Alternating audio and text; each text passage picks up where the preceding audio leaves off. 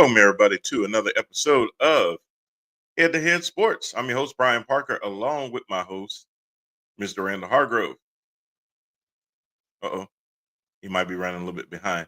But in any event, thanks everybody for tuning in for another week of sports talk around the National Football League. Man, we got a lot of stuff to get into. But first and foremost, thanks everybody for tuning in. Whether you're watching us live, we are simulcasting on Roku, Instagram, Facebook, as well as YouTube. Take a minute if you're not on YouTube, and please join.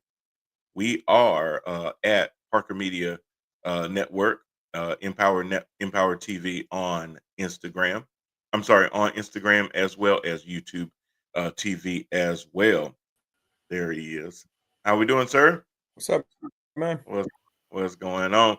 Yeah, so we are streaming on all those different channels. Take a second, uh, join on YouTube, Instagram, Facebook. We appreciate all that, as well as Roku TV.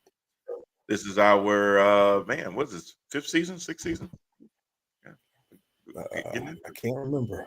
yeah, 20, 1, 2, 3, 4. Right, yeah, it's season 6. Yeah. I lose track of y'all.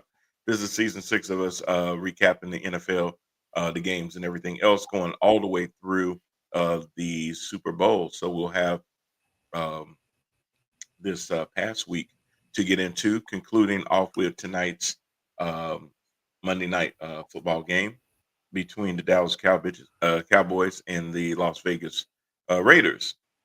And then we'll get into officially week 12. So 2/3 of the season ran is already in the books. Yeah, going quickly. Enjoying it. Yeah, this past week wasn't nearly as crazy as some previous weeks, but there still was some cray going on.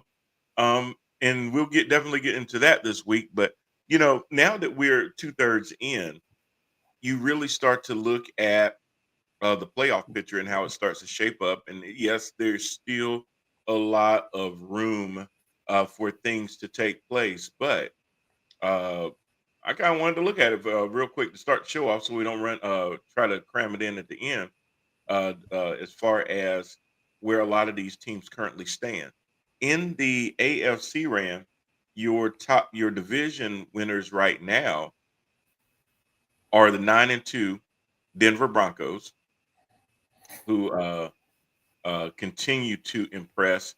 Also at 9-2, leading the AFC East, are the New England Patriots, who are like on an 8-game winning streak. Crazy. Crazy at 8-2. Look, I think if I would have said at the beginning of the year or even into preseason that the top 4 in the AFC would be the Denver Broncos, the New England Patriots, the Indianapolis Colts, and the Pittsburgh Steelers, you may have damn well need to call the White Sox. You might have had to call the man on. Yeah, that's that's in a lot of people's minds. That was supposed to be the I guess the wards. Yeah. I mean, we all were looking at the Chiefs being in the leading their division. We were looking at the Bills to lead their division. The Colts, not as much of a surprise. It was kind of a flip between whether they were going to take that step forward, whether the Texans were going to take a step back, whether Sunshine and the Jags were going to come to the party or not.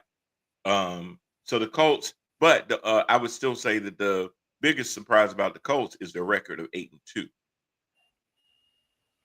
And then there were the That's Steelers. also I don't know who the hell these guys are. And we're gonna get into that too, because I'm sitting there watching this Pittsburgh game, like I don't ever know what to expect from these people. Oh, one day they played the lowest scoring games in the world. Next thing you know, they was like a offensive powerhouse. So I just don't know what the hell to say about these damn Steelers.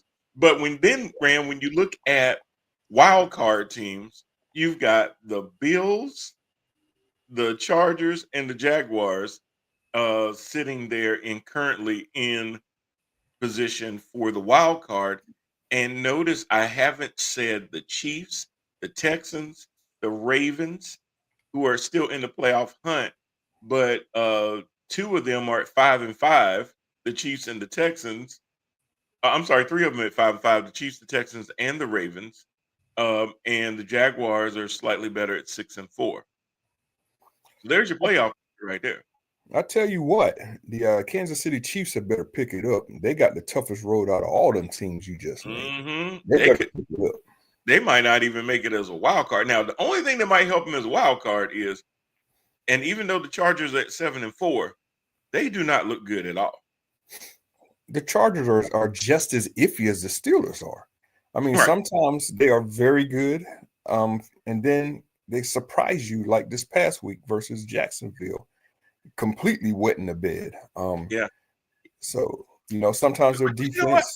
I actually picked Jacksonville to win that game, only because from what I've been seeing Jacksonville do consistently lately has given me more faith in Jacksonville to show up at games. The iffiness of the Chargers causes me to not look at them as a favorite. Can they win Yeah, any game? Yes, but can they lose any game? Yeah. that's what makes them so iffy. I mean, they got like one of the NFL's best defenses, and sometimes that defense will show and limit like my Steelers to 10 points. And Right. then other times they take a whole week off and they allow Jacksonville to score. I don't even know how many points Jacksonville had yesterday, but Crazy. yeah. And then their offense don't show up all the time either. So, Right. That's the biggest thing. That's the mhm. biggest thing. And again, everybody talks about, and we'll get into it too, but everybody talks about Justin Herbert, the talent, the size, the arm strength, everything else. But it's got to at some point equate to regular season success that then puts you in a position for having postseason success. But all these is the same thing though. I'm gonna be honest.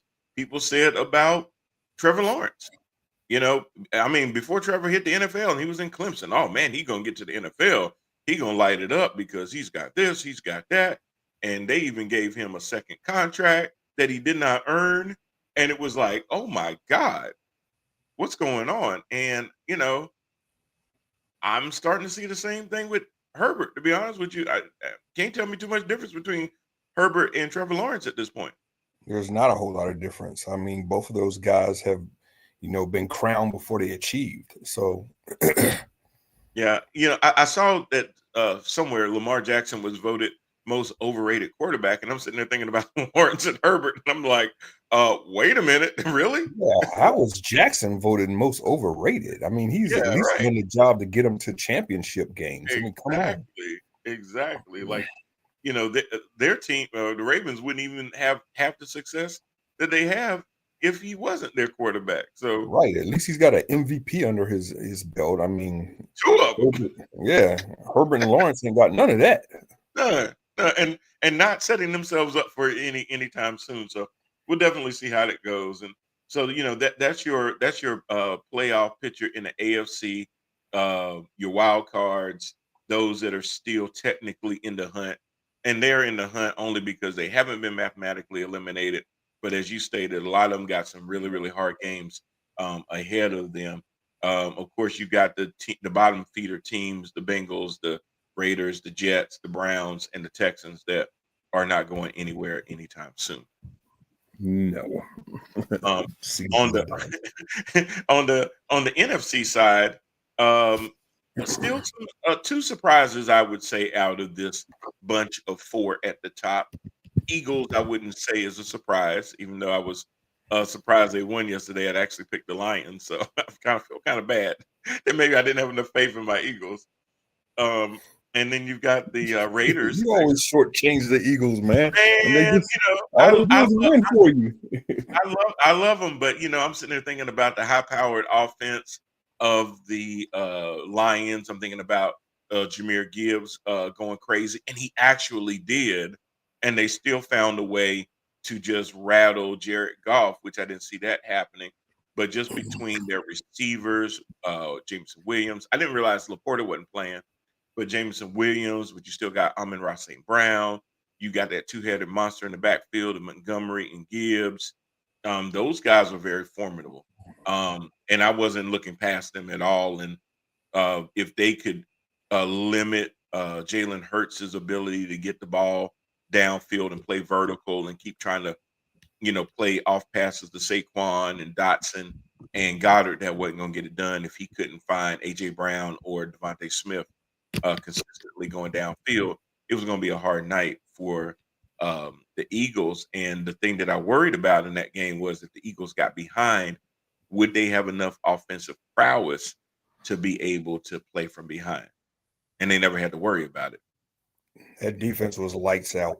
The defense, the defense came to play. That I don't know what got into that defense, but we need more of that because a lot of times when your offense ain't doing what it need to be doing, a defense like that will close the gap real good.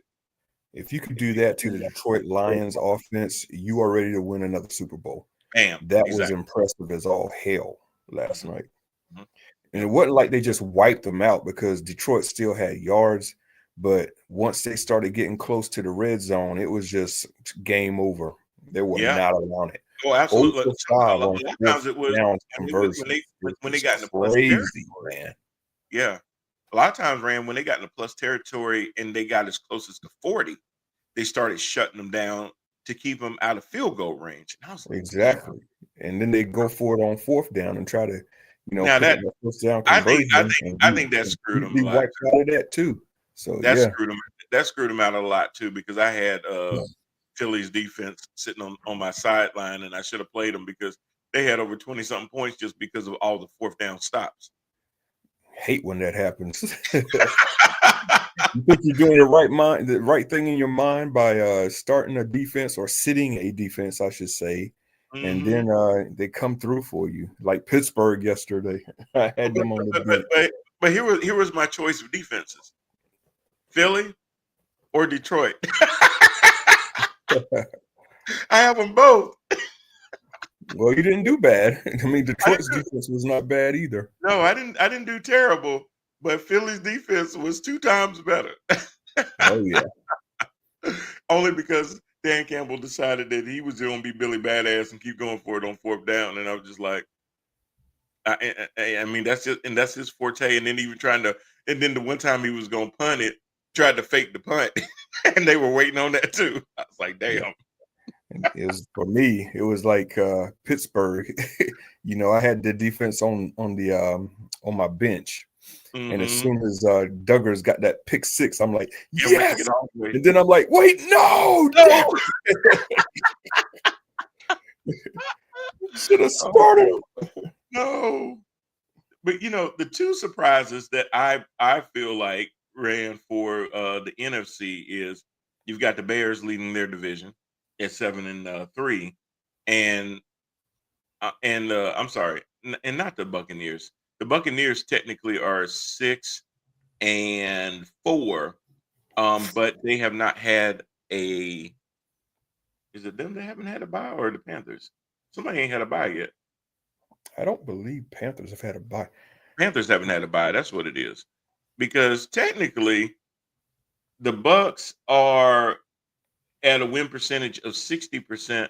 The Panthers are at a win percentage of 54.5%, but it's because they've played one more game than the Buccaneers have. They both have 6 wins, Rand. That is insane. The Carolina Panthers to be half a game out of first in the South. Did not see it coming at all. At all. But I'm pleased with it. And props to Bryce Young, man. I mean, what the hell? Yeah, we're gonna get into that too because he had himself a performance that would normally take about 4 games. So you're just 2 guys watching other guys play with inflatable balls. Yeah, kind of like how most sports shows are. There's multiple guys watching other guys play with inflatable balls. That would be true. Whoever the hell that is. I don't think that's not normal. Maybe I don't know what country you're coming in from, but stick around in the U.S. We do this all the time, and there's always sports reporters tuning in from sports reporters tuning in from all over the place that do the exact same thing. But yes, anyway, yes, we've got the 6-4 Tampa Bay Buccaneers in currently in their division by half a game. If they start to lose, I like MMA. I'm from Daytona, Ohio. I mean Dayton, Ohio. Well, welcome from Dayton, Ohio. Um, Brain, still there? Says I got your audio.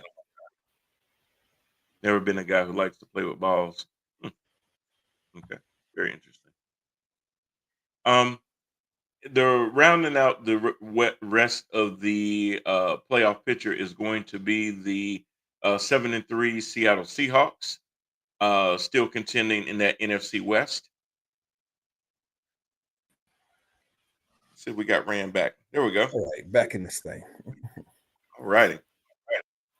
I was just rounding it out. Yeah, we've got the 7-3 Seahawks in fifth place, the Green Bay Packers in sixth, and the San Francisco 49ers in seventh. So still that fight that we thought we were going to see between the 49ers, the Seahawks, and the Rams ran. So that division is pretty strong. Really thought the NFC North was going to be a tad bit stronger with Minnesota, Detroit, and potentially Chicago doing their thing. But currently, the Lions are right on the cusp of the wild card at 6-4. The Vikings are not in it right now at all at 4-6. They would have to have some serious work to do after 10 games, only seven left. They're at the cusp where they would almost have to run the table uh, to get to 11-6, or even if they lost one, they could only really go 6-1 the rest of the way to even have a chance to be able to make it in. And then after that, you got a bunch of 3-win teams, whether it's the Cowboys, the Cardinals, the Falcons, and the Commanders, and then two-win teams between the Saints and the Giants. So those teams are definitely out of it. The fact that the Carolina Panthers right now are 2 games out of the wild card at 6-5 is 11 games in Didn't see it coming. is absolutely amazing. Did It's not ab- see it coming. Yeah. oh man, who the f are the Commanders? Oh Lord, I must be getting all these bots this week. That's crazy. All right, well let's look into Rand some of these games that did happen over the last couple of days. It started out with the Jets at the Patriots last Thursday, which was going to be, I thought it was going to be a easier game for the Patriots, but they finally kind of came on later into the game, let the Jets kind of, score first, and then they didn't score at all in the first quarter. The Jets took a lot of time off the clock, methodically went down the field. I think it took 7 minutes, and I think it was captivated with Justin Fields going into the end zone. Um, who has since been benched. It looks like, according to reports, for Tyrod Taylor. And we'll talk about some other benchings too. Um, and then the Patriots just turned it on after that. The Jets just turned on literally for the Patriots. Drake May just continues to sizzle 25 of 34, 281 yards and a touchdown. Travion Henderson still helping that ground game out tremendously. Only put up 62 yards in that game, but just dominated the entire game. Ran once after the Jets scored. Um, I mean, the Patriots just did anything they wanted to basically do against the Jets. Yeah, it's interesting. Tyrod Taylor stepping up and our boy Justin Fields getting sent to the bench. It's like, wow. So my question with that though is, Rand. So Justin didn't work out in Chicago, didn't work out in Pittsburgh. The Jets paid him a pretty good ransom to get him over to their team, and it's been nothing but inconsistency, turmoil, some of the same things that we saw a little bit in Pittsburgh of not pushing the ball down the field, holding on to the ball too long, unnecessary sacks, etc., putting the ball in harm's way. Is he done? And I don't mean for just the I Jets, don't. but is he done? I think at this point, Justin Fields will be a backup, a career backup. Um, I think it's time to use the B word on him, man. Oh God, Kid's a yes. bust. It is Yeah. a bust. So yeah, it's time for career backup status for him. I don't think he'll get another opportunity as a starter in this league. That's just my opinion. And if he does get another chance as a starter, I think you'll see the same type of play. Who the F are So the yeah, Commanders? Are they a new team? The Commanders are the old Redskins. They're in Washington. There we who go. who who is Somebody had asked this? me that. I don't know. I just don't know. Like what is going on right I now? don't know. My YouTube presence has been growing, but I don't know if some of those are real people or if they're bots or what. So I don't know, but I've been getting like crazy views on YouTube. Um, so I'm not sure, but they asked the question 3 different times, like what city and state. So even though DC is not a city, when did they change their name? You're gonna have to Google that. Google that for me. let us know. I'm not sure. I don't remember. Are we a sports fan? What the hell is going on? Yeah, yeah. Um, so yeah, I think he's going to be a career backup if he continues. Or he's going to be this gimmick player ram when they come in. They're gonna line him in as a quarterback, but put him more like in wildcat situations, RPO situations, and things like that, where um to another team when he lines up back there, he's a threat to run. I Yeah, could he'll see be the same that. as the dude from the Saints. Yes, like a Taysom Hill, but a smaller He'll be version. another Taysom Hill. Yep. Yeah, he'll just do it more from a guy that can be effective at throwing the ball, but they're going to put him in there when it's time to use his legs, or if you've got a really good starting quarterback that you don't want to get hurt on a 4th and 1, maybe you put him in there to run it or something like that. Even though I wouldn't put him in. I kind of like how the Ravens use Mark Andrews for their tush push because he's a Oh lot bigger man, than what a they hell want. of a call! What a Right. hell of a call! I mean, that's been a thing for them, and I know Andrews probably gets a kick out of it, but that is crazy. I was like, "Oh man, that made so much sense though, because he's a big dude." Yeah, even though I that mean, made me he's always mad, it was a hell of a call. great. So you got that. Then we had the early game. I believe it was in Spain between the Commanders and the Dolphins. We knew that the Dolphins were going to struggle because Jaden Daniels is going to be out. Marcus Mariota is in at quarterback. Um, but still not knowing what you're going to get out of Tua from game to game. Of course, not having Cheetah in there. You still got Jalen Waddle. But Devon Achane came to play in that game, 21 carries, 120 yards. And that really ran just what the game was about. It wasn't a pretty game at all. The score was only 13-16. Um, Mariota didn't play terrible. He was 20 of 30 for 213 and a touchdown and a pick. Debo had a pretty good game as well, but and Tua just kept the chains moving when he needed to, but not a whole lot of offense, just a lot of defense back and forth. Yeah, the Commanders have had such a disappointing season. I mean, it is just gone completely to the crapper. We're Hmm. looking at a team in the preseason where we're thinking they might be able to compete with the Eagles uh, for that crown in the NFC East, Hmm. and they have completely wet the bed with that. Now, again, it has been a lot of injuries and stuff that they're dealing with, but it's also been a lot of bad play and bad decisions and just bad timing. Let me ask you Um, this, because this is one thing that I said last year when the Commanders had the success that they did. Now, because I've seen this before, peaking too soon. Teams getting success before they truly understand what that success is.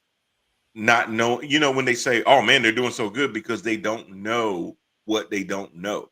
Like nobody expected them to be there, or if they're a couple of years ahead of schedule. yeah, Sometimes that's a good thing, but sometimes that means that if you don't know really what it took to get there, you ain't gonna know how to get back. Um, Yeah, it's going because what you're saying is that hey, we got there, but it really wasn't because we sat there and followed a certain plan. We got there. Now we're here. We can be play free because nobody expected us here. We can just enjoy the moment.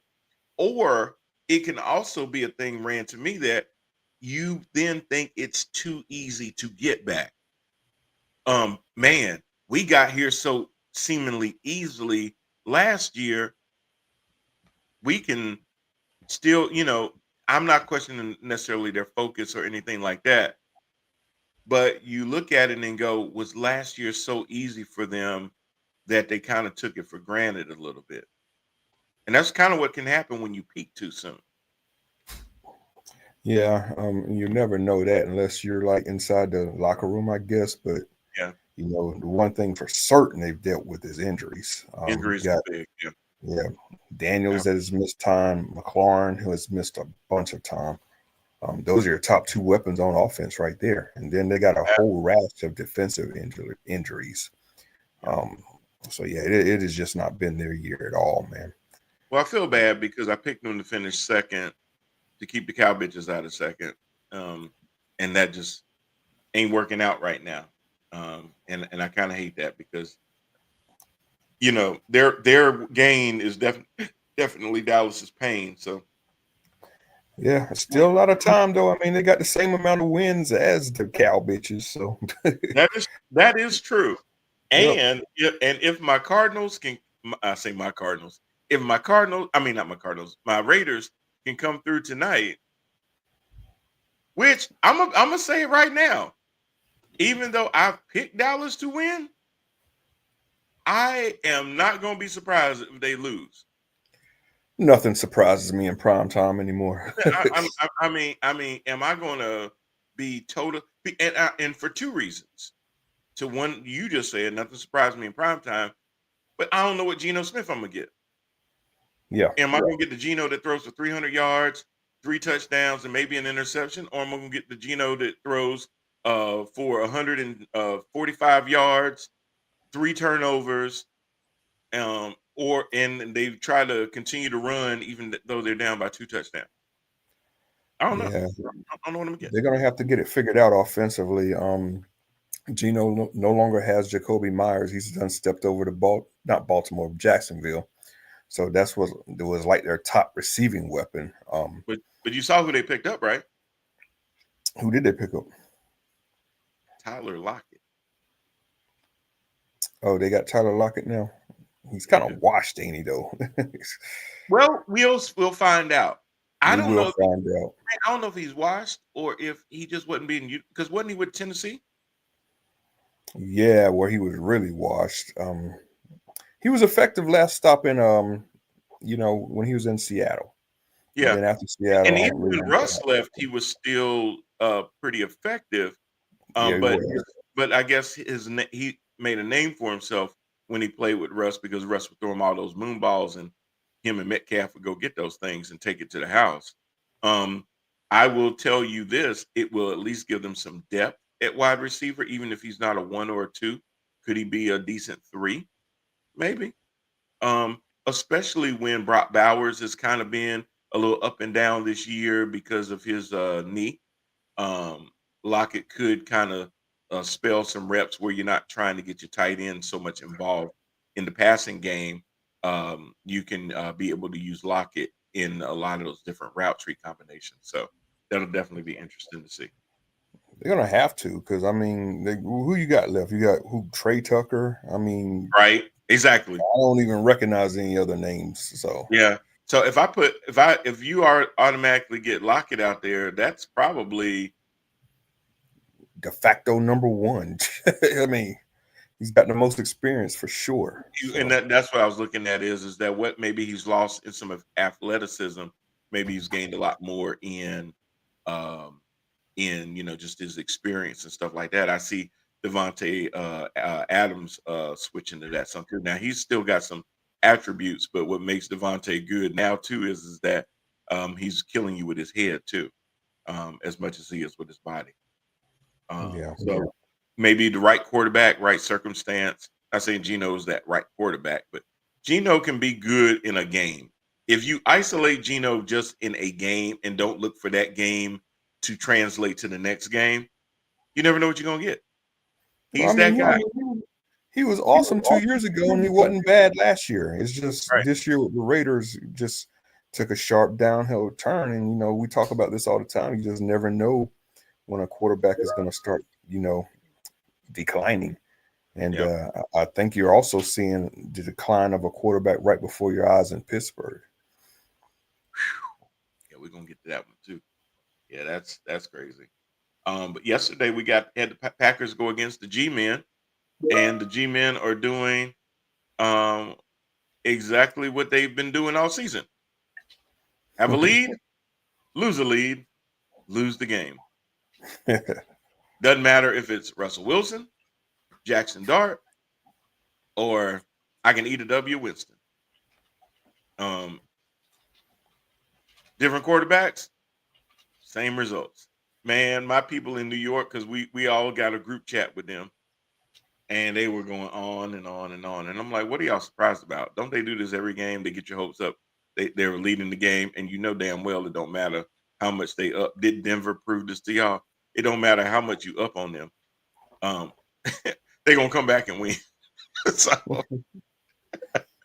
and that's what the Packers did. It did come down to now. I will not fault Jameis for the interception that he threw at the end of the game.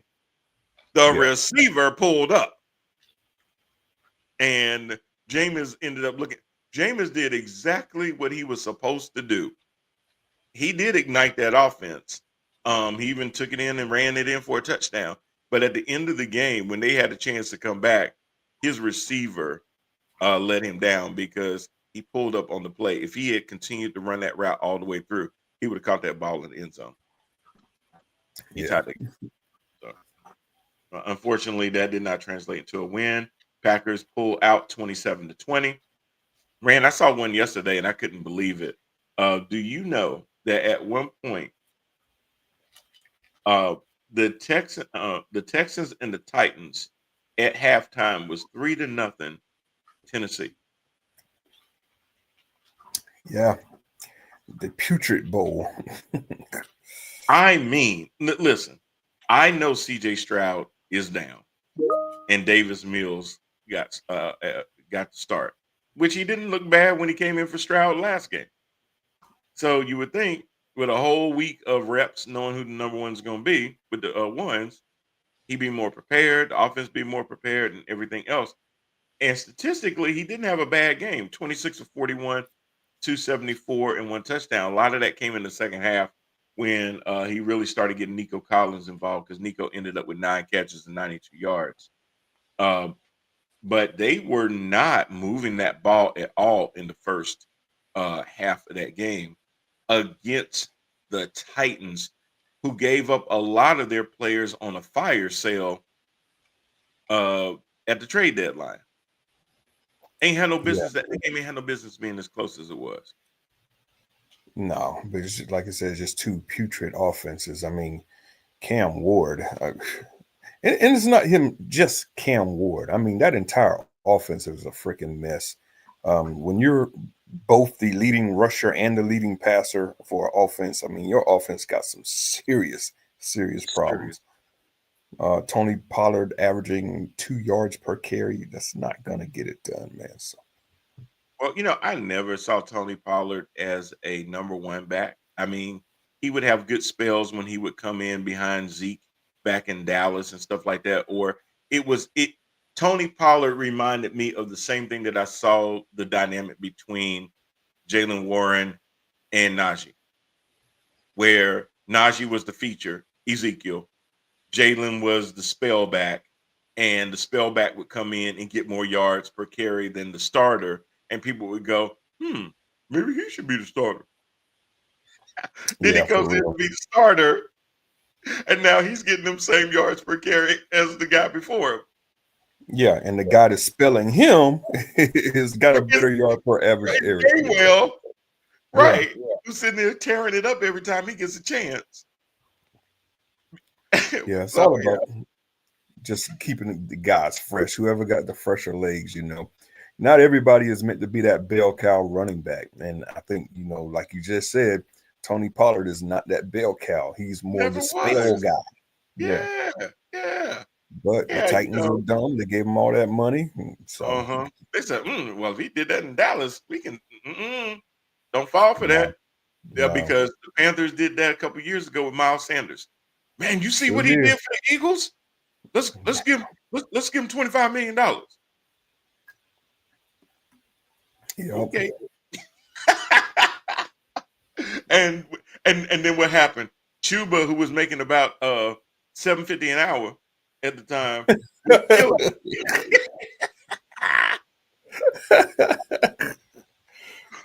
Oh Lord, Chuba working at Food Line on the weekends and everything, and we done paid Miles Sanders all that money. So yeah, that was crazy.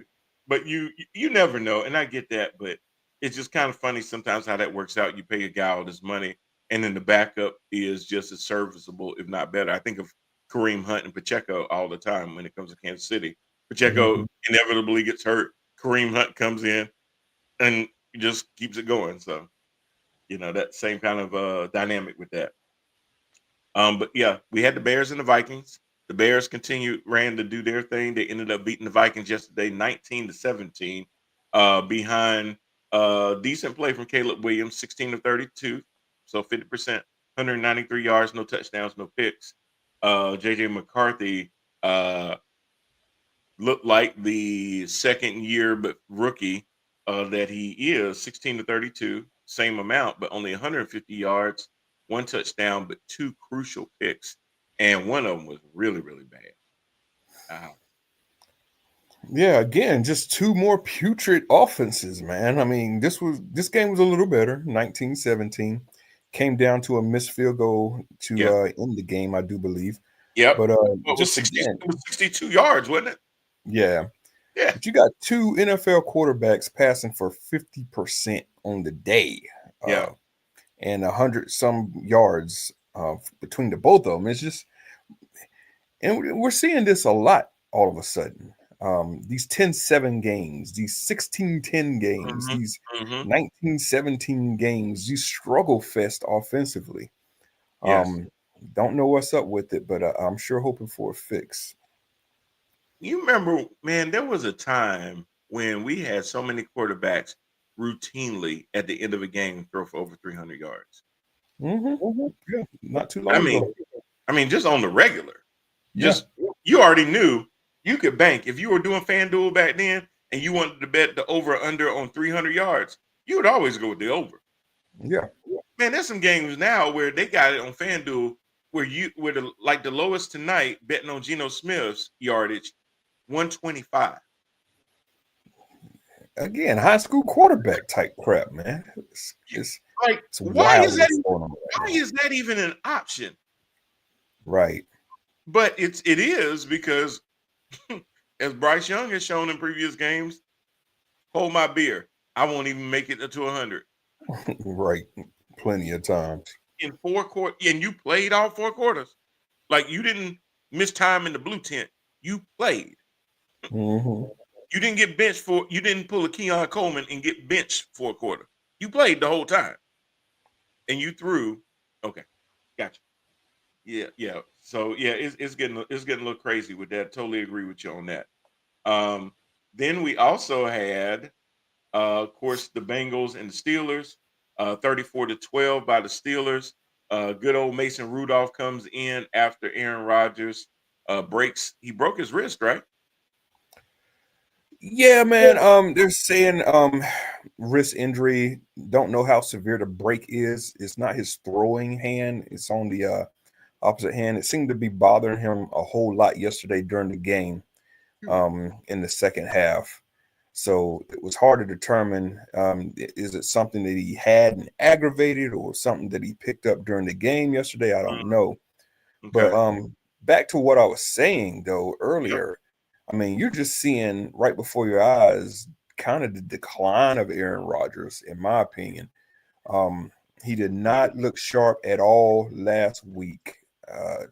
Not looking sharp is an understatement. He was terrible last week versus the Chargers. And then the week prior to that, even though the Steelers won, uh, we had to get a whole lot of turnovers in order to win the game because he was not very sharp there either. Now, percentage wise, he looks good. I mean, still passing the rate over like 65%, I guess. Just guessing at that one. And he's throwing more touchdowns and interceptions, but he's also taking way, way more sacks than what's needed. The number one thing that you start to look for when you look at a quarterback's decline is not the arm strength, it's the indecisiveness.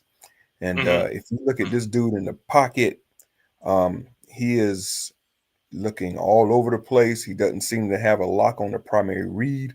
And then when he's trying to evade the pocket, it's almost comical because, dude, you're 41.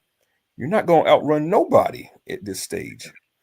Yeah. Um, so I was kind of glad to see Mason Rudolph coming to the game. I don't know what we're going to do going forward, if it's going to be Mason or a hurt Rodgers. It's kind of 50-50 from what I'm hearing, both from fans and from like inside information. But in my opinion, you're not any worse off with a healthy Mason Rudolph than Aaron Rodgers in this state. Um, unless Aaron could get back to the status of game one, I mean, I was worried about him being able to finish the year. I mean, it's just looking that Same. bad. Well, I was too, only from the standpoint of, even I think it wasn't this game, but it was the game before where Aaron tried to take off and run, and his mind said do it, and his body said, "Oh no, hell you don't," and he got tracked down from behind because he just can't. That's what made him special in his early years in Green Bay is that he protected the ball. He Yeah, could he could extend plays by his those little rollouts and things that he did, and be able to let Cobby or Jordy Nelson and some of them guys get freed up down the field and stuff like that. And his mind tells him he can still do that, but his body is like, no, hell, you can't. But I agree with you. When you're right, when it's like a point guard on a basketball team, you're the guy that has the ball in your hand all the time. You have to distribute the ball. But to be able to distribute the ball, you have to see what's in front of you. And a lot of times you have to see it before it actually happens because your hmm anticipation is the gift, is being able to see the play develop before it actually develops, so that when you're ready to make that pass, there is, because if you hesitate just that 1 second, that's when somebody's going to steal the ball, that's when there's going to be a turnover and those kind of things. The same thing with the quarterback. You got to have that anticipation in there to be able to see that play develop out. But if you hesitate because you don't trust what you're seeing, or you need that extra second to actually see it, man, these corners and safeties are too good to give them that extra second. yeah. These You got a defensive guy for a ends are little bit. pretty good too. You give a defensive end an extra second, you're going to end up on your back, and that's what's been happening with Aaron, Right. man. Exactly It's right. it's like he drop back. The primary read, I guess he doesn't trust it. He tries to look at something else. He doesn't trust that either, and now he's trying to run or trying to Man, extend plays with his legs, and he's just not fast enough if you're on or your athletic enough anymore. if you're that age and you're on your third progression, throw the ball away Yeah, before because it's you're like, about to hit the ground. You ain't got yep, that a kind of young time. quarterback will have that rhythm in his head. One 1,000, two One, 1,000, three, two, ball gone. Yeah, out of bounds. yeah. But other quarterbacks who are struggling to read stuff and struggling to see out there, CJ that's Stroud, when you're getting that Michael CJ Penix, Stroud, Michael Penix. You could go on and on. yep, Anthony Shador Richardson, Sanders yesterday too. Newark, Even though yep. Shador gets a pass, had to throw him out there too because he was holding the ball forever. But Hmm. yeah, man, you're gonna run into stuff like that. And I mean, Aaron is just at that particular stage in his career where I guess he's definitely there. And if he's not there, it's definitely on its way. It's coming. Um, so uh, in the game before against the Chargers, he opened up the series, the game with a scoring, I think, a field goal. Hmm. And the Steelers did not score anything else until the last the last drive of the game. So you're talking about the first drive of the game, field goal, and the last drive of the game, touchdown. Wow. Everything else in between was unwatchable football. Um, and he kind of started off that way again yesterday, before prior to the injury. So I don't know. I don't know what Aaron we're gonna get moving forward. Maybe it was aggravating him so much that it was like causing him to be, a downfall in his play. But I mean, it's his left hand, so I just Yeah. don't buy that. Well, it depends on how much discomfort that's going to be because inevitably you're going to fall. Normally, when you fall, you use one of your hands to brace the fall. You can't be out there sitting there going, okay, which hand do I brace with? Do I brace with my throwing hand or my offhand? Because my offhand, even though it's not my throwing hand, it hurt. You know what I'm saying? Like, Hmm. eventually, how much, what is your pain threshold going to be to allow you to be able to play through that, even though you're not using it? Defensive players getting your way, they're trying to smack the ball down. If they nick you even a little bit on that offhand, how does that sit there and uh, uh, force you to compensate when you're trying to throw with the other hand and stuff like that? So, do you think that they can? If Rodgers has to be out for any sustained amount of time, can they maintain their division lead, knowing that Baltimore is trying to creep back into the picture? I don't think it would be the fault of Mason Rudolph if they can't, because I mean he's just as good as Aaron is right now, from what I'm seeing. I Mm. mean Mason came into the game yesterday and looked pretty daggone good He for was a guy pretty coming off accurate. the I mean, bench. he only threw 16 times, but he hit 12 of them. Right. He was moving the ball. Um, he was extending those third downs to keep Cincinnati off the field. He was looking really really good. Now of course moving forward when teams get a chance to game plan against him, we'll see what's up with the next game. But he's also kind of a guy that's been there, done that. He started games for Pittsburgh in the past, so I'm not Yep. really afraid of that. Right. Um, the thing I am afraid of is just this stagnant offense. Again, it's Metcalf and nobody else as far as the receivers, and we're trusting a bunch of tight ends to do the job. The running game is okay at times, and then it struggles at times. And yeah, So I mean, you bring up the Metcalf thing, and the crazy thing is that your backup running back was your leading receiver. mhm. Gainwell seven for 81 yards and 2 touchdowns. That is not the sign of a an offense just clicking. It's Well, just not they're not balanced. And we've said not this from balanced the at all. beginning of the season that you can't have DK Metcalf on one side and nobody on the other side because then the defense is going to put number one, their best corner on him. And at times they may throw a safety over the top to help. Yeah, and he's just been completely taken out of game since the early part of the And, season, and, and then what they're going to do is they're going to dare you to run the ball so that and you have dare to you to drop a find safety. somebody else. Yep, Yes. And yep, if you can't run, then they're going to keep doubling your number one and stagnate your offense because you need a yeah, balance. That's why you got to have a one and a two or one A, one B type of situation so that they can't hone in absolutely, on that. You got to have absolutely. a Lamb Pickens combination. You got to have a T Higgins, Jamar Chase combination. Sorry, I had to clear my throat. Hot Tua Gate got me. Um, so speaking of Hot Tua Gate, What a that's what jackass, man! What a I mean. complete What is it with these jackass! guys that want to spit And then and lie, then then lie. lie about it? I ain't spit on nobody. Yeah, I was when about you to say got the a N word. thousand cameras out there from a thousand different viewpoints. They done caught him, and now they done suspended his ass. They should Yeah, have suspended him 2 games. One for exactly. doing it, That's and what's two happening. for lying about it, not being accountable. At least Jalen Carter at the beginning of that Eagles Cowboys game, he knew what he did, and he said, "You know Mhm. what? I can't do that. I'm sorry." Yeah, yeah. I Jamar just think just it's flat getting out out of said, hand. I ain't spit on that man." Yeah, I think it's this spitting thing is getting out of hand. I think it needs to be an automatic 2 just to Me too. deter guys from doing it anymore. It's one of the most despicable acts you can do.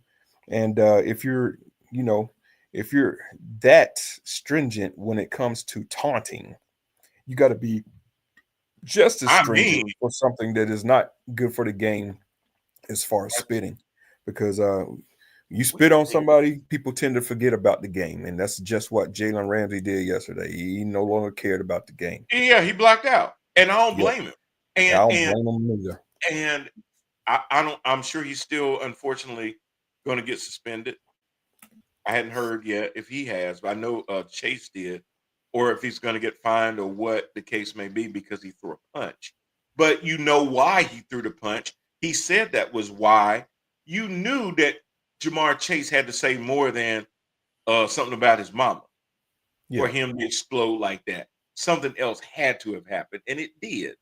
Um, and if the spitter is only getting one game, that would be to me wrong that the guy that retaliated would get the same punishment. yeah. I don't think he's gonna get suspended. He I'd should. be shocked if he got suspended. Maybe Yeah, fined for he the gonna have something punch. in his mailbox. I mean, yeah, in his Yeah, locker. yeah. Maybe fined. I seriously doubt a suspension. I mean, It better not. what I mean, kind of because message would that send? it would be a terrible one. Hmm. This has got to stop. And I expect more from Jamar Chase than that. That's just that's just below the. There is nothing. Look, y'all losing. You're gonna have a losing season. You ain't going nowhere. I get all of that, bro. But man, that is not the Steelers' fault that y'all suck. Yeah, That's y'all defense's fault. Number one. yeah. Um, I just got no respect for that dude me anymore. neither. That just because you remember Uh-uh. when Jalen Carter did it, I was like, trade him. Yeah, you did. Yep, I was like, I don't even want you. I don't want the stench of you on my team. As yep. much as I love what you did last night, man. And look, I know that we ain't trying to sit there and put a bunch of choir boys on teams. I get the whole bad boys and stuff like that, but spitting is a whole nother level to me. And Whole and, nother and, level. and and just because also of the connotations of black men getting spat on is Exactly. just and for you to be another black man in the oof, oof, The whole history as such is something that you just don't bruh, even want to travel down that road. Um, exactly. Why would you so do that? yeah, Like, there's nothing that dude could have done to you, holding on you, tugging on you, DPIs that didn't get caught, whatever. The nope. conclusion can't be, I got to spit on you. Keep your spit in your mouth and to yourself because once that flies, again, people black out, forget about the game. If you're Yeah. looking for the integrity of the game, then you need to send a message here.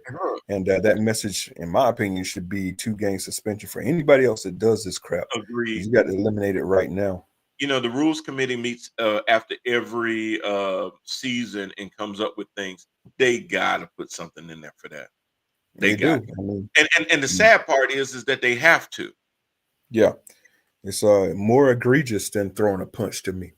I mean, Oh, you're fact. dealing with a whole bunch of grown men that's got testosterone raging high. Of course, you're gonna get a punch thrown here or there or a shove here and there, but not spitting, man. No. Mhm. Mm. Yeah, no, that's just crazy. So yeah, we'll see what happens with Jalen Ramsey. Hopefully, it's just a fine and a small one at that. Hopefully, the fine that they give Jamar Chase is one that he can feel because he's gonna lose a game check for missing a game, but he need to lose a little bit more than that.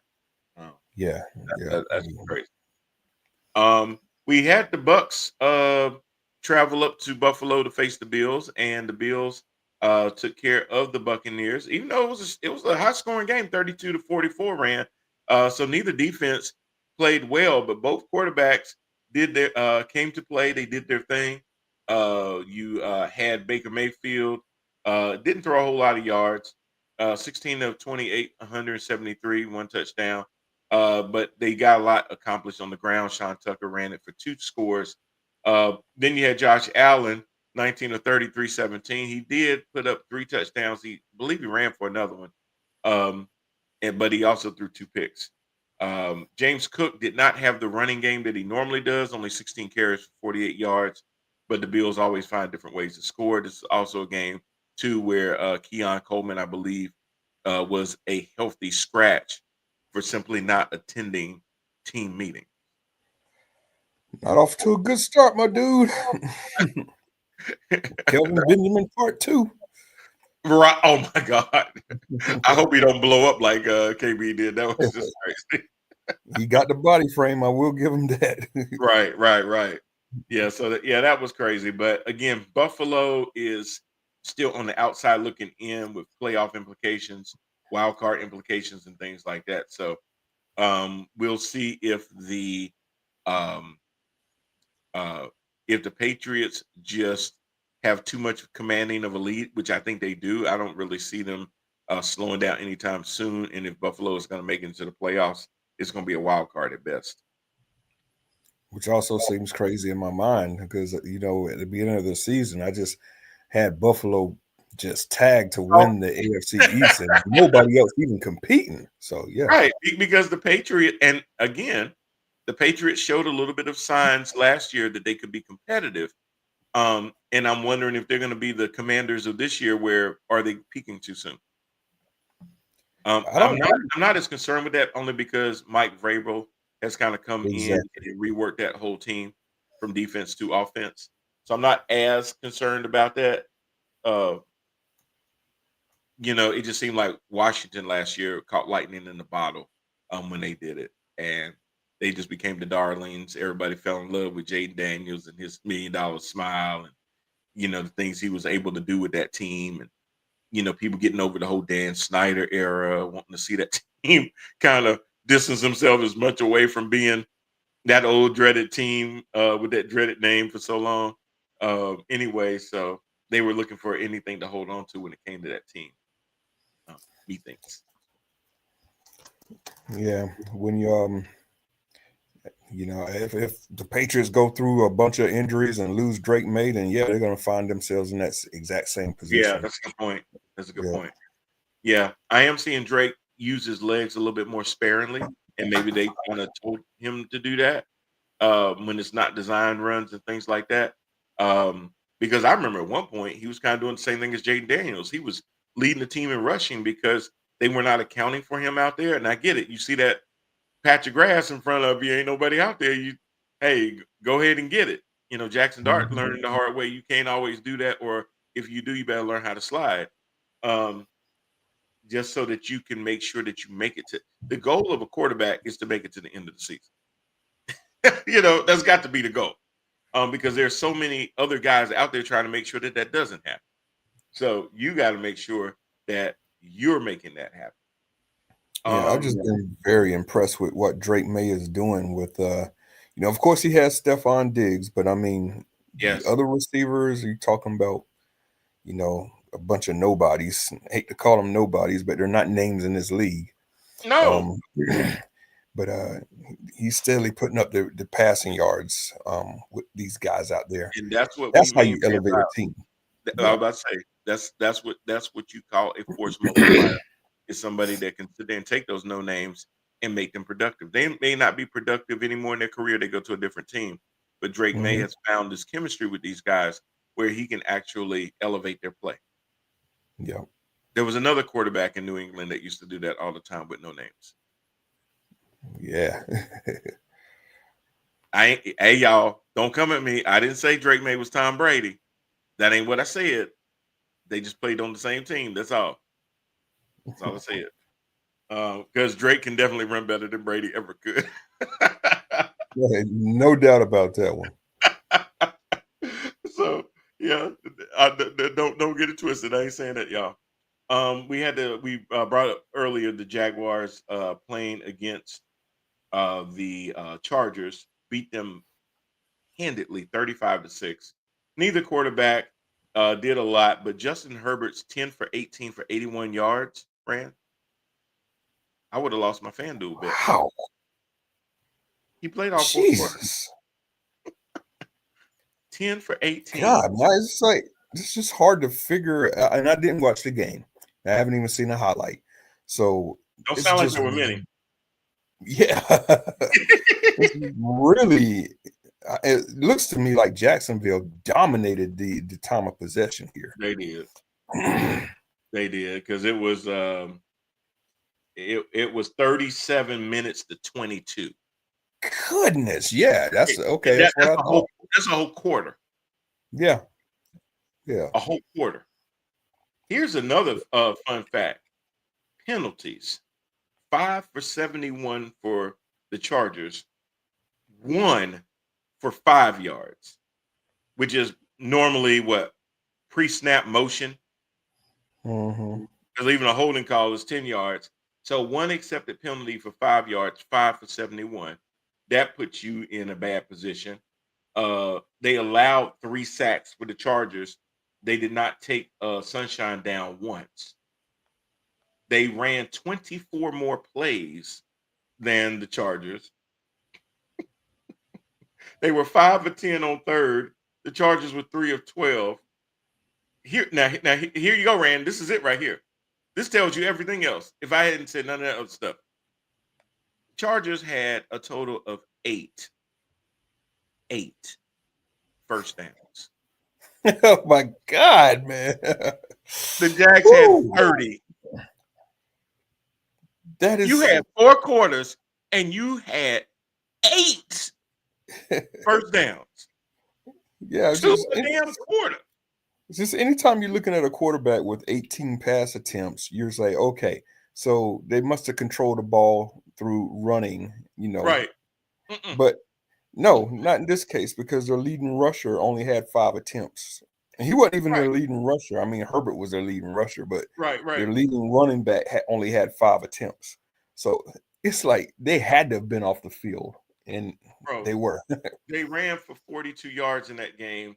The Jaguars ran for $1.92. Yeah, that's ugly. That is ugly. That's one of them games that's so ugly, so bad Don't even watch that the tape.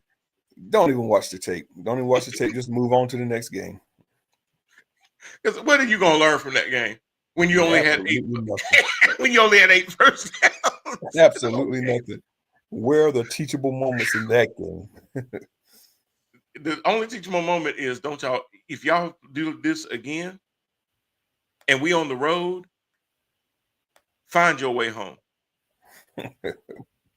You ain't getting back on the team plane. Find your way home. And that's despicable. That's crazy. That's all you need to know though. Yeah. Yeah, that was woo. And for Herbert to do some Bryce Young kind of numbers. Oh my God, bro. Yeah. What you tell Bryce Young? Hold my beer? Let me show you how it's done. Yeah, Oh, did they switch souls like Freaky Friday? It's like, what the hell, man? they must have bumped heads or something. Or, maybe, hell, man, ain't no telling. That's just crazy. That's just crazy.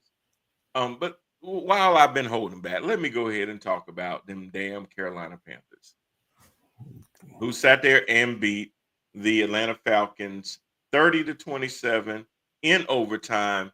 Should have just beat them in regulation, but the kick at the end, the punt or the kickoff, not the punt, the kickoff at the end, where I wasn't questioning them going for it on 4th down, but when they kicked it and let the returner get damn near the midfield with very Yeah. little time that came off the clock, that put them in field goal position early without having to use timeouts, is what put it to overtime. Yeah, that was a gift. That was a That was. gift for them to start at the 40-yard line. I mean, you got to do better job of special teams than that. But hey, man, props, hats off to Bryce Young. I'm not ready to remove the bus label to Bryce Young yet. Oh, yeah. Of course, it was one game. Mhm. But I will say that I was amazed. I was amazed at the passes that he was making, decision making he was doing. He was accurate, strong with the ball. Pushing He it was even downfield. getting it out, pushing it downfield. He was gritty. He was injured in that game and got right back in the game. I think he Yep. waved off the card at one point. That's being a leader. That's what's up. That's what being a leader is about, man. But here's the thing. That was one game. You got to start stacking these games. And I ain't Yes. saying to go out and throw for 400 yards against the 49ers next Monday night, You might but at need it. least don't be the reason that you lose or get creamed by the 49ers on national TV. Don't be that. Right. Put Well, together another strong performance. Rand, I watched the game and I was like, oh man, he's heating up. But I saw some things in this game that he does not normally do. And when he did them, it gave him positive plays. A couple of them come to mind. A lot of the passes to Jalen Coker and Leggett, especially that touchdown to Leggett. The one thing that he did in that game that he rarely does, that I've been such a critic about for 3 damn years, climb the damn pocket. Yeah, man. And when he did, and he saw because when you're small, your line of sight gets obstructed by these big defensive players. Ask Jared Goff last night how many times Carter and my other man kept smacking his balls down because they got so close to him. But what Bryce did every time he got, even the one pass, it looked like a sidearm pass, or even the one he got Tommy Tremble loose with, he stepped up into the pocket. It looked like he was going to take off and run, but before he crossed the line of scrimmage, he found that dude and bing, hit him. Yeah. Every single time he did that, he completed a pass. Made Ted McMillan look like the number one pick that we got. 8 receptions, a buck 30, 2 touchdowns. That Xavier dude Leggett, I've been having him on the damn side of a damn milk carton, and then Jalen Coker up in there too. Yeah, that dude is special. Ted McMillan is special. Yes, He could take a little 10-yard across the middle screen play pass or something like that. and Gone. take that about 30, 40 yards downfield before And he ain't anybody even want gets to try to close to him. catch it in stride. He catch it, make the first man miss, and then he gone. Yeah, his It's like stride is something beautiful to watch, man, once like a he damn hits the gazelle. open field. So, Like a gazelle. yeah, he's like a gazelle. You're right. So special in that regard, man. But, Yes. again, just the thing with Bryce Young, you got to stack some of these daggone Right. performances now. Right. Don't go out Because here against the 49ers and throw 3 stick it up. picks and 150 yards. Don't do that because Nope. this good performance is gonna go to waste. And all that everybody's gonna say is, oh, he just beat the Falcons. Right. Now, the important thing was 2 things. They beat the Falcons, that's true. They swept the Falcons. So we got our I-85 bragging rights for whatever that Yeah. is. But they also swept a divisional opponent, which really counts to me as 2 games. It is 2 games. Because you own any tiebreakers, which they're not in any position right now to challenge you for a tiebreaker. But if the season starts to tighten at the end, they can't even just match your record because you have the tiebreaker head to head. Yeah. So that keeps see what I did there head to head, yeah. Anyway, Yeah. they own that, and Rand. Here's the other thing that I want to see out of the Panthers. Right now, you are half a game out of first place in the NFC South.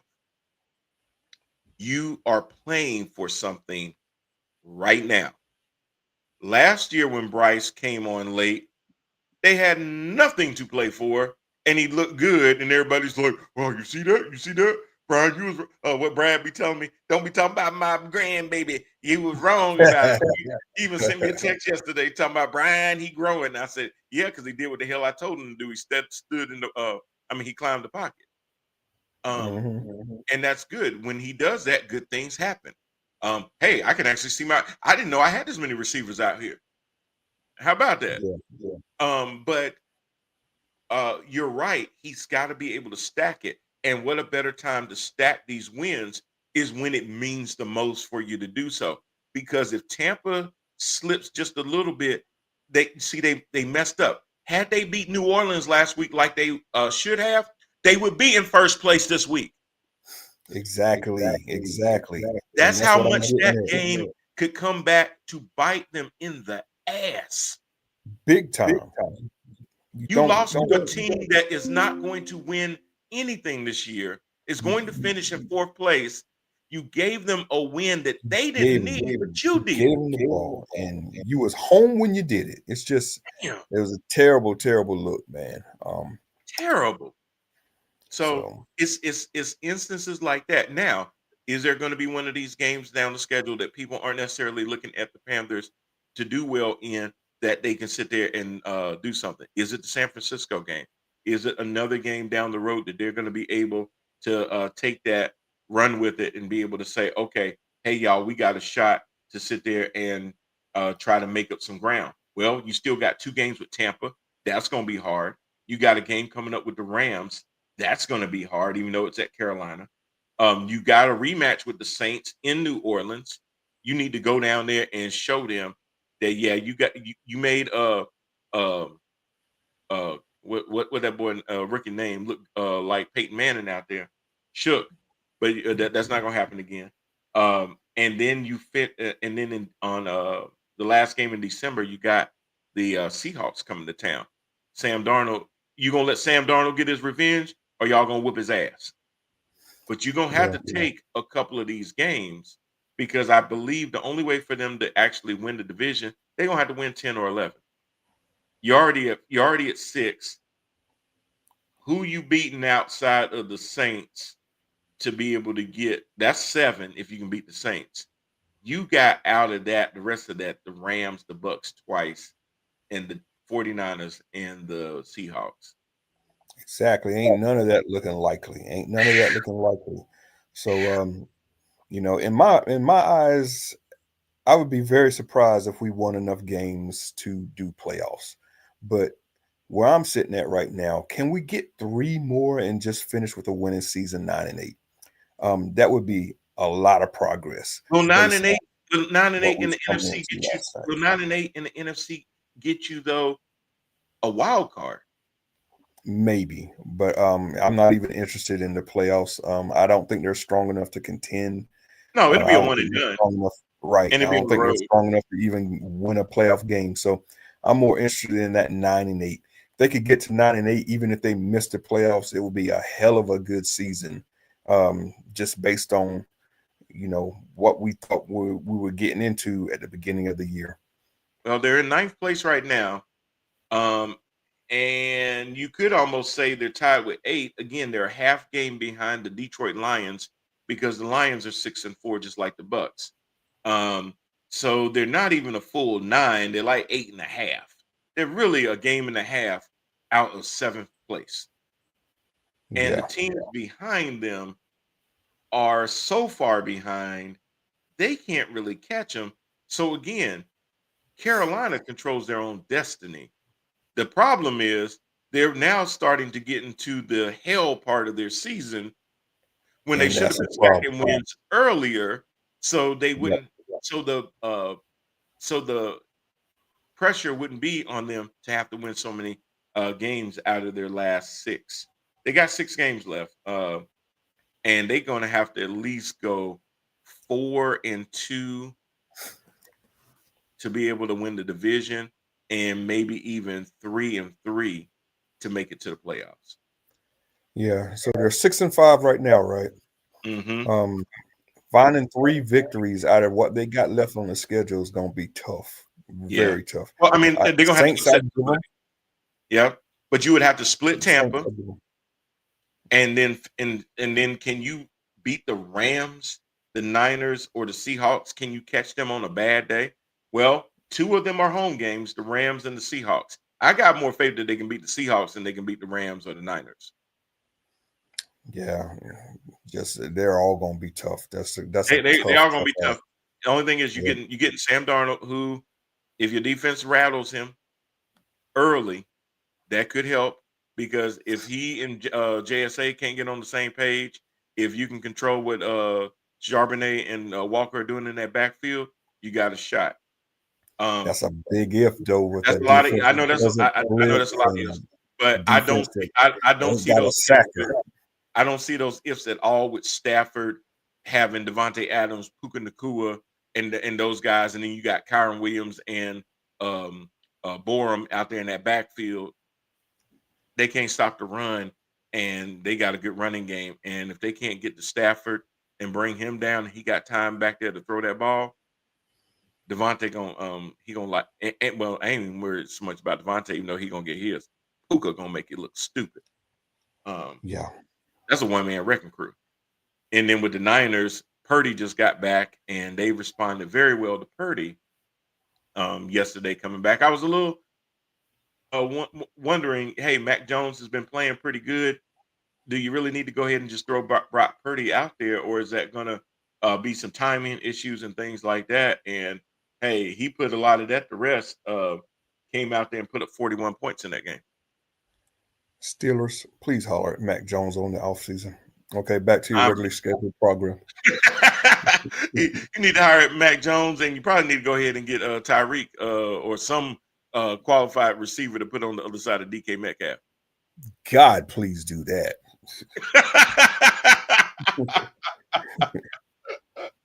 Oh, speaking of that NFC West out there, the Rams and the Seahawks had a hell of a game yesterday.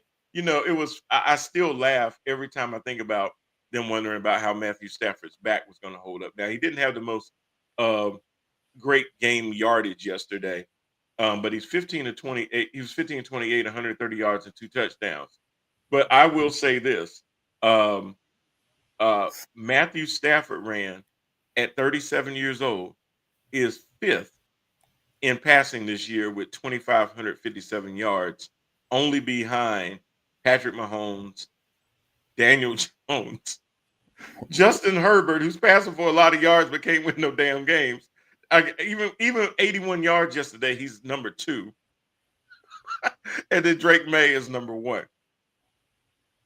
These don't even sound real. Crazy year. Hey, Crazy year. let me tell you the top 5 rushers real quick. Tell me if you thought this order would make sense. The first 2 I could kind of give you, even though I would have expected Derrick Henry to be one of them. Jonathan Taylor, James Cook, 1 and Sounds 2. good. Okay. Mhm. Number 3, Devon Achane. Would not have guessed that one. Okay. Here's number 4. Okay, I'm gonna tell you who number 5 is first. Number 5 is Derrick Henry. Okay. Number 4, Rico. Rico Suave. Rico Suave's number 4. This year is just upside down. Don't make no damn sense. It is very much upside down. Yeah, Yeah. this is crazy. This is crazy. But and then I look at the sack leaders too. Myles Garrett is just a beast. Man, I don't know why Howie Roseman didn't go after Miles. If we could have got Miles got 15 sacks already. 15. Mm. Brian Burns, Spider-Man got 13. And those are the only 2 in double digits so far. Yeah. That's crazy. That's crazy. Crazy year. And then when I look at the leaders in tackles, number 2 is a Washington Commander named Bobby Wagner. Oh yeah, that's kind of been his MO no matter where he's been. So yeah. But he ain't no spring chicken. He ain't no spring chicken no more. No. That's crazy.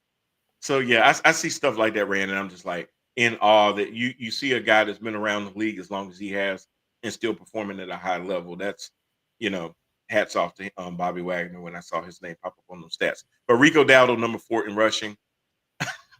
I mean, above Derrick Henry. Yeah, that's crazy. That's nuts. Now he's only beating Henry by like 26 yards, but still to be in that top 5 conversation, that's pretty damn strong. That should tell the Panthers where your bread and butter is. Even though he didn't have that good of a game yesterday, that should tell you where your bread is buttered. Yep. For sure. And let's close out quick. We got the Ravens that played the Browns. Of course, they came back in that game. The Browns were winning. Dylan Gabriel goes out, gets concussed. Shador Sanders comes in. Didn't have the best game, but what would you expect from somebody that has not all season gotten any first team reps at all? That is absolutely ridiculous from Kevin Stefanski. I mean, this dude, what he's doing with Shador is criminal. I'll just keep it at that. It is criminal. Big time. Um, Big time. where do you even start? You're going to treat this guy that you know is a backup quarterback. Mm-hmm. You're going to be so disrespectful to not give him any runs with the first team. Yep. Though you know you got a quarterback carousel that's going on right now in Cleveland, and you know the potential in this league for injury. Um, Guys get hit, concussed. They have, even if they don't miss the whole game, they got to come out the game for a little bit sometimes, Mm-hmm. and the backup has to come in. You don't prepare for that in football Oh, as a man. head coach. You don't And make he's a your number preparation two. for that. He ain't the emergency quarterback. He's Yeah, QB2. he's QB2, and you ain't got him practicing with the first team. So a lot of people came out with the jokes yesterday. Oh, he was 4 out of 16. Blah blah blah. Oh, he looked terrible. You would look terrible too if you were thrown into that situation. And I'm not the type that makes excuses for people. I'm really not. But I Mm-hmm. just keep it real, man. He's got no run with the first team, which means he don't have any consistency with any of the wide receivers. Yep. Even the cadences and stuff that he was calling was off. Well, wonder why. Right. No run, no practice with the first team. Exactly right. Um, they're in a situation where they really can't run the ball. They got to pass. Mm-hmm. So that defense knows it's coming. They were pinning their ears back and they were humming at him. Just, they weren't even worried about the run. They were throwing blitzes at him. He's never had that happen to him. The last time he had any really good run was preseason, and they really don't blitz in preseason. So, Right. It's very vanilla. yeah, very They're not gonna vanilla. they're So, not gonna show you a lot of that. Yep. If at yeah, all. but so was it on him? Not in my opinion, man. Oh It's God. on the head coach, Yeah. completely I was responsible. coaching. Yeah. I mean, you got to prepare your players. I mean, a head. That's mostly what a head coach does. Is why do you think the games are only once a week? You spend the other days of the week preparing, Yeah. film, walkthroughs, everything else is preparation for that game. So yeah, absolutely. Unless you have a Thursday game, then yes, y'all, there are 2 games in a week. For sometimes. You had the Chiefs and the Broncos.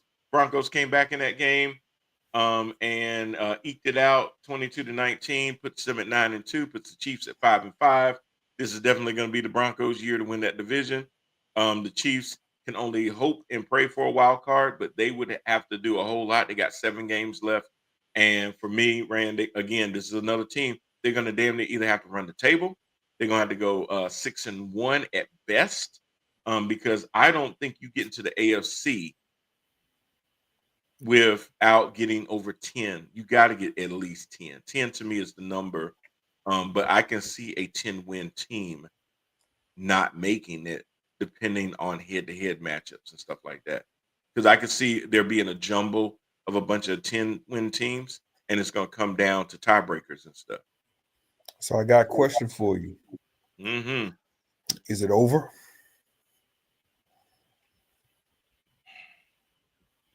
No. You don't Mm-mm. think so? Mm-mm. Think they got some life left? Mm-hmm.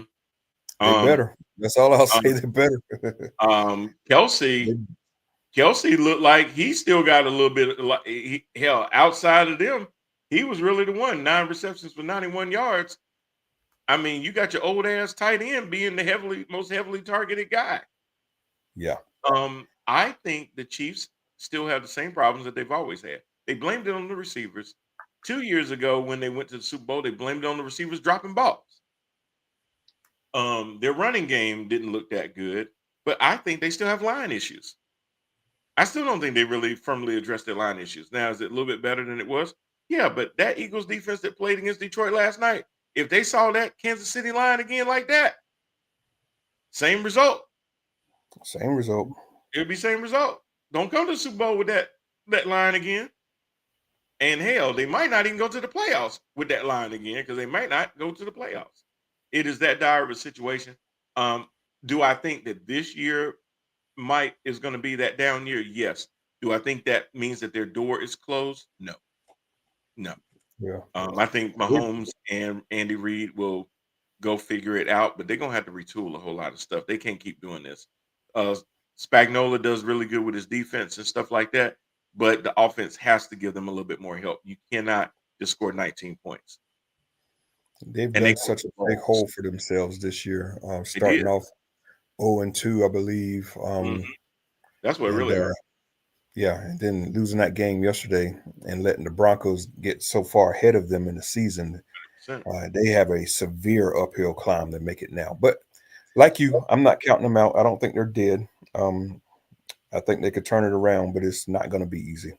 Yeah, like I said, the way the Chargers are playing lately, if they just go into a tailspin and pull a Arizona Cardinals at the end of a season, then and the Chiefs take advantage of that, yeah, you could kind of see it flip.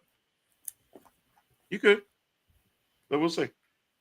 We got a game going on right now. We got the Cow Bitches and the Raiders, and it's currently 3-0.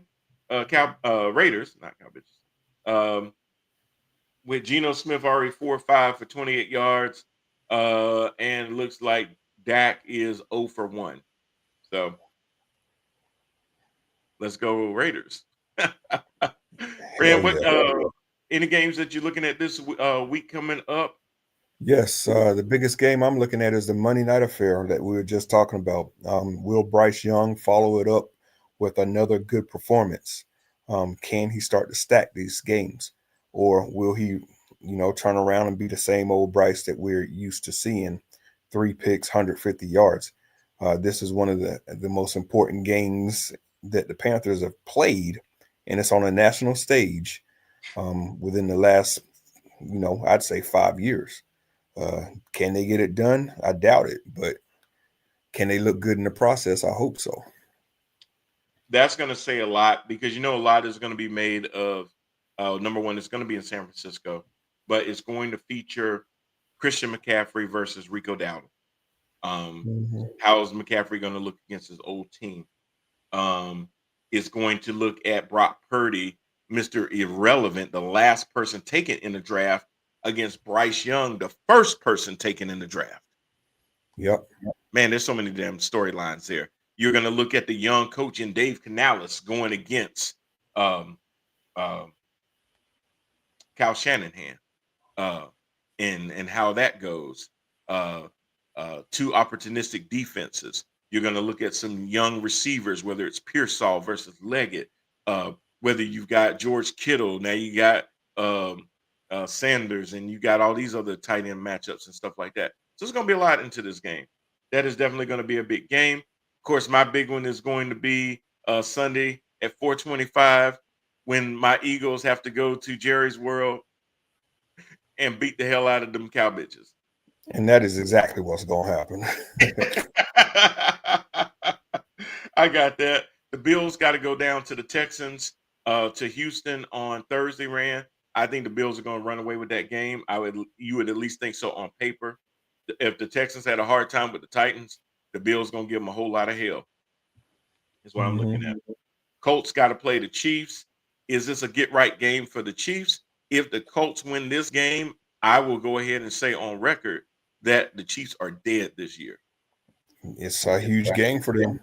That's a Big huge, time. huge game. The Seahawks lost that nail biter to San Francisco. They get a little bit of hopefully a ease back in against the Titans. That should be an easy game.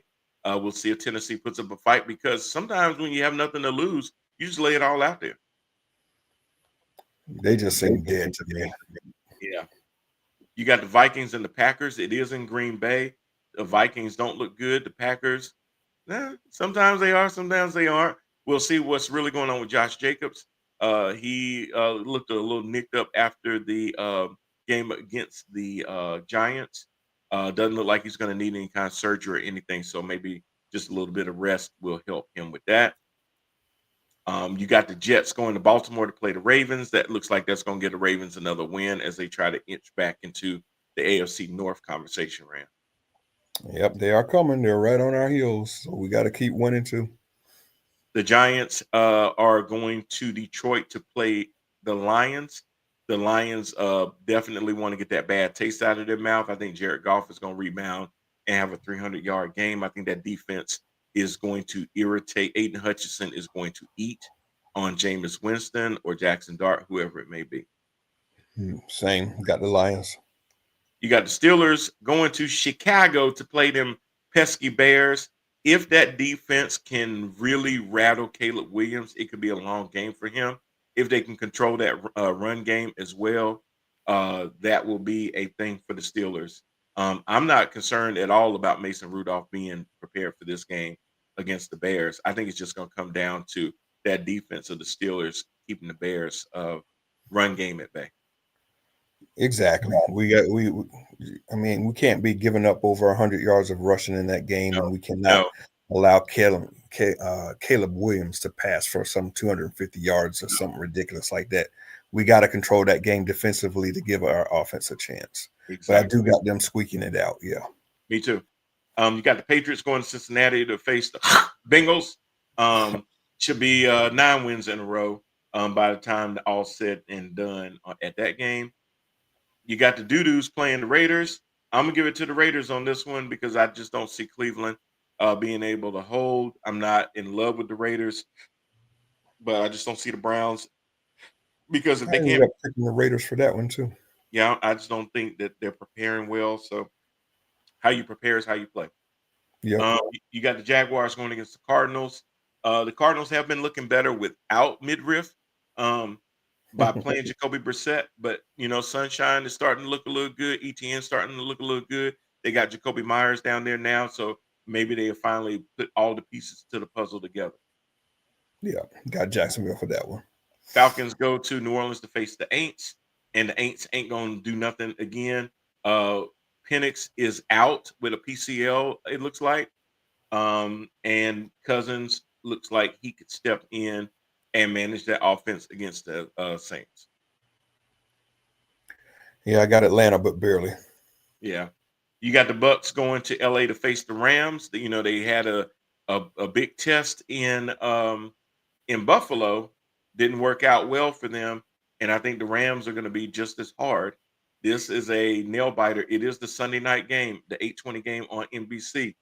I think it's going to be a good game. I think it's going to be a high scoring game, to be honest with you. It is going to be a very good game. Got the Rams in that one. Same. So that's what we got going on this week, y'all. We got the like I said, the Cow Bitches right now and the Raiders playing. It is still 3-0. 3-0. Cowboys just kicked the field goal. Oh, yep.